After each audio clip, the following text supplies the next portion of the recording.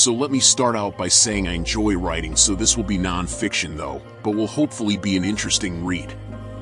I also admit that I have absolutely no memory of this experience.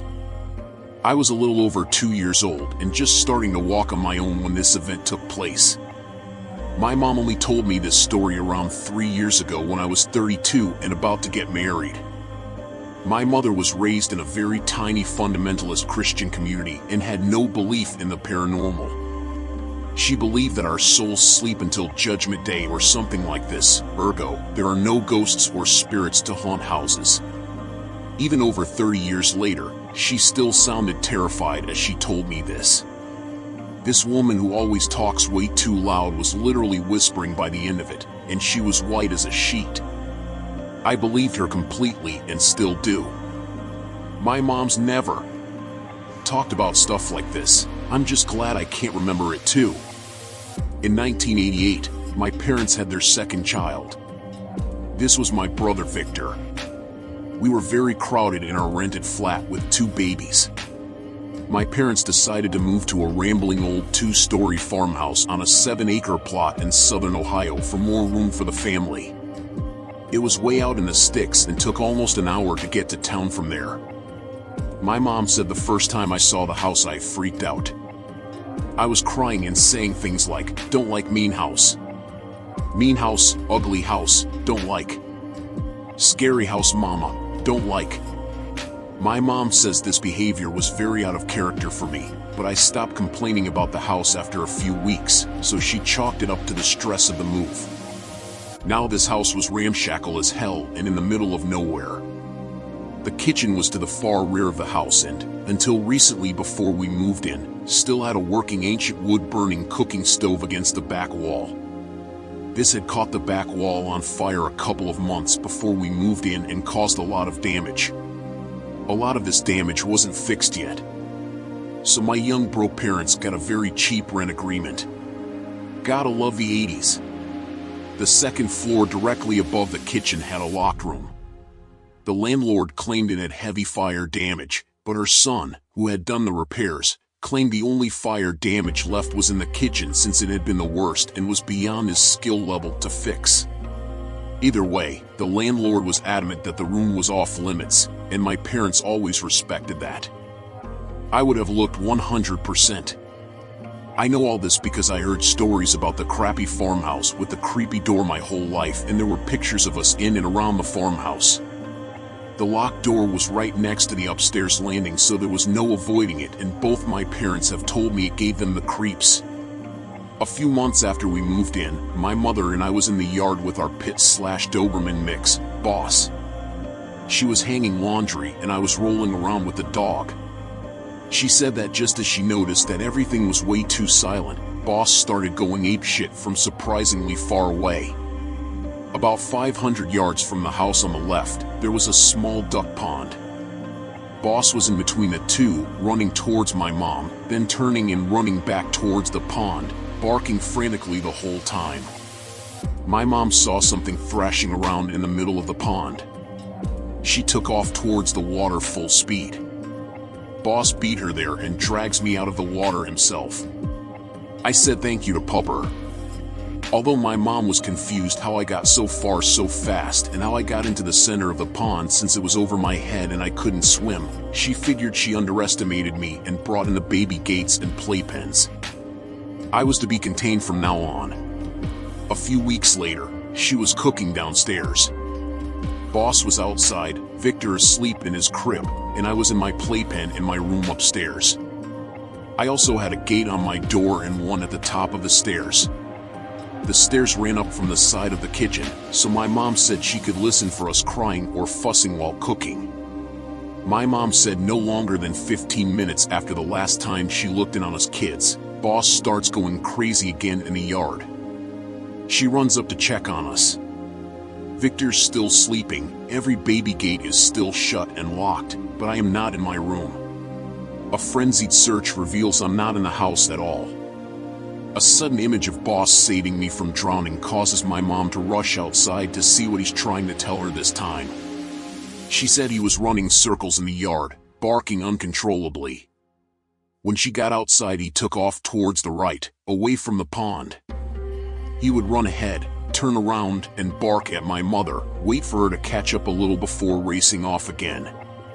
He ended up leading her almost 1.5 miles out onto the dirt road that separated our property from our neighbors.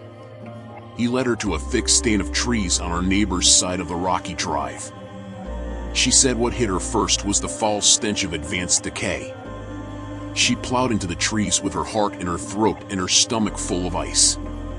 She said she noticed many piles of corrugated tin, tarps, tires, and other debris. The miasma was emanating most strongly from these junkyard cairns. Peeking under a sheet of tin, she discovered the extremely decomposed corpse of a butchered cow. As she headed deeper into the thicket, where the tree cover was denser, she said less care was taken to cover the remains. Grisly pieces of bones and rotted chunks of bovine littered the area. Apparently, our neighbor, in an effort to cheat his taxes, had been illegally slaughtering cattle and hiding the remains in, at least, one of the few thick stands of trees around. She found me in the dead center of this thicket, just standing there looking around like I was confused, surrounded by carnage. She said I didn't seem scared or anything, just standing. She rushed over to me and, after ascertaining that I wasn't injured, began questioning me on why I was here, how I got there, etc. Keep in mind that although my mother said I started speaking very young, I still didn't have much of a vocabulary. She said I told her, with that serious look only small children can give, that the children brought me here. Shedding her pants at the thought that anyone, even children, could walk right past her through the kitchen, get me from upstairs, and walk right back past her on the way down the stairs and out with me, she demanded to know what children and where the hell they are now. I looked at her dead serious and told her about the ones that live with us in the room at the top of the stairs and that I didn't see them anymore. After a moment of stunned silence, she started asking all kinds of questions about these children. However, she told me that I refused to say anything else. She said as long as she questioned me about what happened, I would just stand there staring at her with a serious expression and my mouth closed. She said this same pattern held true every other time she brought it up to me, so she was always left wondering and immediately began hounding my dad about moving closer to town. While the incident with me getting to the pond was highly unlikely, it was at least remotely possible. My mother is adamant of me being in the hidden slaughter yard that day was flat impossible.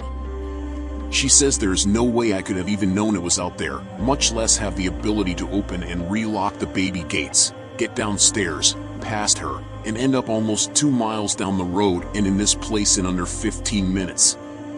I was only 2 and as slow and clumsy as most toddlers. As I said, she is still shaken by it after 30 years. Personally, I have no idea what happened that day. I've thought about hypnosis but haven't yet decided I really want to remember. Maybe it's better to let it be a mystery, because whatever the hell those things were, I really don't think they were children.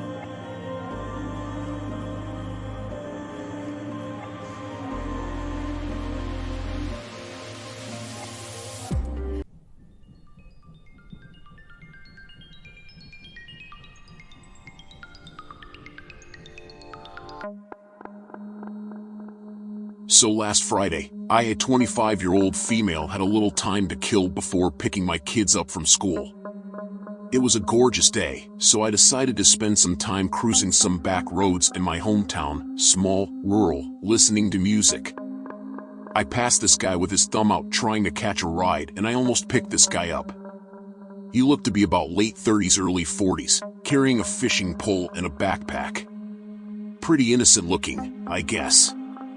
But see, I'm a lone female and have been taught with hundreds of Hitchhiker gone wrong stories that you just keep driving. So I kept driving, and as I'm driving I'm having this internal dialogue of guilt about my decision not to pick up this guy. You know, if I was hitchhiking, I'd hope someone would pick me up, and I mean, really, what's the worst that could happen? That, mixed with my new self-improvement goal of doing the things that scare me as often as possible, led me to the conclusion that if I came back around and he was still walking, I would pick him up. Sure enough, about 10 minutes later he was still there. I was feeling a little nervous pulling over getting him, But what was I going to do? Peel out while he was trying to get in my vehicle?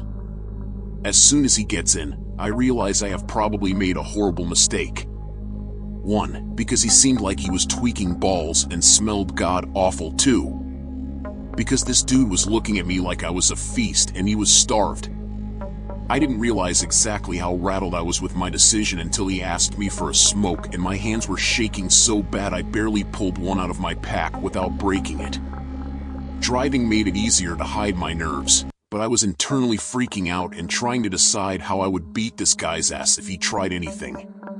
His name is Wayne, and he lives about 5 minutes from where I picked him up. Meanwhile, he's telling me how he lost his license due to DUIs and how he is living in this house with an old man. He tried to get him to come with him, but he didn't want to come, etc. He's also tried to talk me into hanging out at said house with him and come over and drink with him the next day. When I finally get into his destination, it's a little shack-like thing surrounded by all these junk cars and shit. He gets out and is trying still to get me to come inside with him. I tell him no and leave. I'm feeling really relieved and a little proud that I faced a fear of mine. Fast forward to Monday, my instructor says, "Holy shit, apparently someone got murdered down the so and such road. Do you know anyone down that way?" I say, "Wow. You know, that's really ironic. I took a hitchhiker down that road Friday. His name was Wayne, I think." Probably wasn't 15 minutes later when I see old Wayne's picture on Facebook saying the FBI has picked him up for stabbing someone to death at the very house I dropped him off at Friday. Graphic information of how he stabbed him in the lungs and the victim bled out in that little shack. The old man he was living with doesn't even exist. I swear, I'll never pick up another hitchhiker in my life. The first time I ever got the balls to pick up a hitchhiker, he turned out to be a murderer whom I conveniently deposited at the scene of the crime.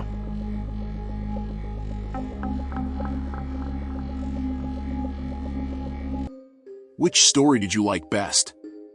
Comment, like, and subscribe. Thanks for watching. Until we meet again.